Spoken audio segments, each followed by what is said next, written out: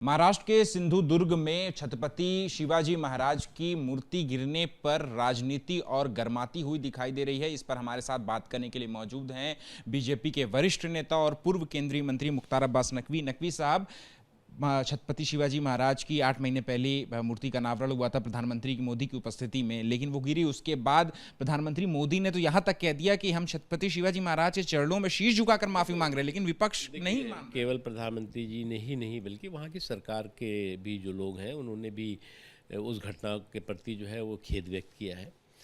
लेकिन अफसोस की बात यह है कि जो छत्रपति शिवाजी महाराज के शौर्य, पराक्रम और शख्सियत का आज तक जिन्हें सम्मान करना नहीं आता या सम्मान नहीं किया है, वो आज जो है वो सवाल उठाने की कोशिश कर रहे हैं और उनको लगता है कि इस तरह के सवाल से उनकी कोई सियासी फ़ायदा होने वाला है।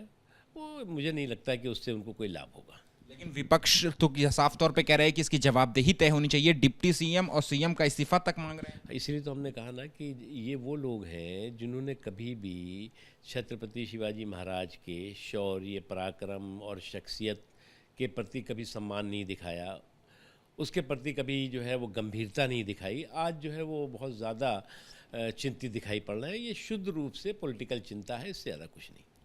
एक और मुद्दा है नकवी साहब की आसाम में विधानसभा के दौरान, सत्र के दौरान 2 घंटे की छुट्टी मिलती थी जुमे के दिन, जुमे की नमाज पढ़ने के लिए। अब आसाम सरकार ने जो है वो उस 2 घंटे के ब्रेक को ख़त्म कर दिया। देखिए, एक बात बताइए, हमारा देश जो है वो सेकुलर देश है, पंथ निरपेक्ष देश है। हमारे देश की जो संवैधानिक मूल्य हैं, मर्यादाएं हैं, प्रतिबद्धता है, वो पंथ निरपेक्षता की है।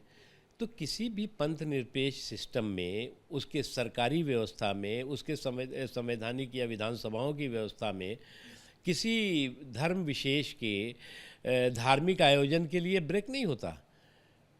कहीं पे जो है वो आपने नहीं देखा होगा कि जहाँ पर पंथ निरपेक्षता की बात है, सेकुलर कंट्री है, वहाँ पर जो है वो कोई पूजा के लिए, नमाज के लिए, प्रेयर के लिए कोई ब्रेक होता हो। जिसे ब्रेक नहीं है तो इसका मतलब ये नहीं कि आप नमाज पे रोक लगा दी, आप जिन्हें जाना है जाए। लेकिन उसको लेकर के जो लोग जो है वो सियासत करने की कोशिश कर रहे हैं और कह रहे हैं जी ये तो बहुत दिन से चला रहा है। तो अंग्रेज़ों के समय से बहुत दिन से चला रहा था। अंग्रेज़ तो जो है वो डिवाइड एंड रोल का काम ही डिवाइड एंड रोल काम करते थे। तो वही काम शुरू रखना है क्या?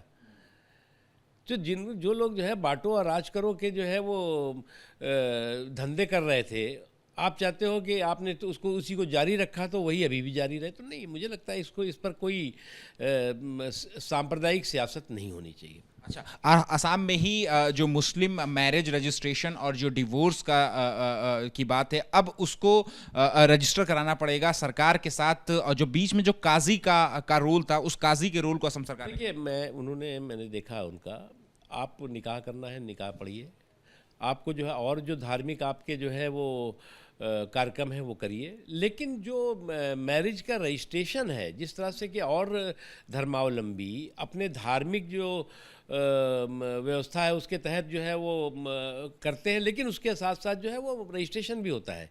तो इसलिए मुझे लगता है कि जो मैरिज का रजिस्ट्रेशन का सिस्टम है वो समाज के लिए बेहतर है।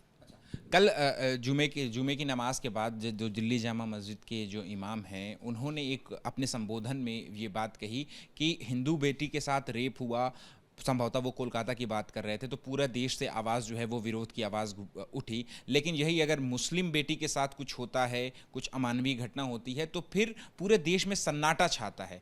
तो अब इस तरीके के भी अमानवीय, मुझे क्या लगता है कि इस तरह के हीनियस क्राइम पर भी जो है वो कम्युनल कलर चढ़ाने की जो लोग कोशिश करते हैं, वो मुझे लगता है ठीक नहीं है। एक चीज़ आपको समझना चाहिए कि जिस तरह की घटना हुई उसमें हिंदू, मुसलमान, सिख, ईसाई इशू नहीं है।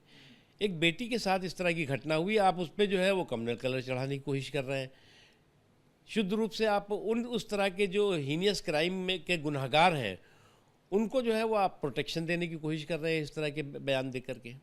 मतलब एक आखिरी सवाल है कि इमाम साहब ये कहना चाह रहे थे कि अल्पसंख्यकों का किया जो है वो गलत हो जाता है, कुछ भी करें वो, लेकिन बहुसंख्यकों का किया हुआ हर कुछ जो है वो सही हो जाता है। ऐसी नफरत पहले कभी इसमें भैया अल्पसंख्यक बहुसंख्यक कहाँ से आ गया? जो इसमें इस हीनियस क्राइम में जो लोग शामिल हैं उसमें कोई अल्पसंख्यक भी दिखाई पड़ रहा है क्या?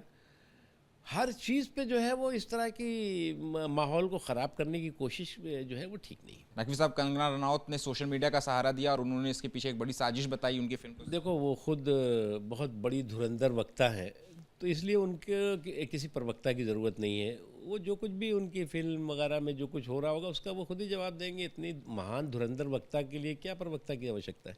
लेकिन अभी कंगना रनौत बीजेपी के राष्ट्रीय अध्यक्ष जेपी नड्डा से भी मुलाकात की। कि ऐसे धुरंधर वक्ता को किसी प्रवक्ता की ज़रूरत नहीं है। ठीक है, शुक्रिया बात करने के लिए। कैमरा पर्सन सुनील पांडे के साथ Ahmed Bilal, ABP News, Delhi. For exclusive and insightful videos, subscribe to our new channel ABP Live Premium.